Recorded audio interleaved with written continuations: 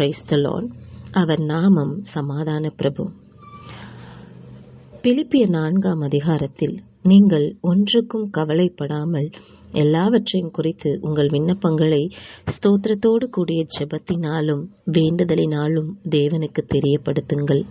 அப்பொழுது எல்லா புத்திக்கும் மேலான தேவ சமாதானம் உங்கள் இருதயங்களையும் உங்கள் சிந்தைகளையும் கிறிஸ்து இயேசுவுக்குள்ளாக காத்துக்கொள்ளும். ஆம், எதையாவது ஒன்றை பற்றி நாம் கவலைப்பட்டு நம்மளுடைய உள்ளத்தில் இருக்கக்கூடிய சமாதானத்தை நாம் இழந்து போவதுண்டு. அந்த சமாதானத்தை தேடி நாம் என்னென்ன காரியங்களையோ செய்து பார்ப்போம், ஆனால் உள்ளான சமாதானம் நமக்கு கிடைக்காது.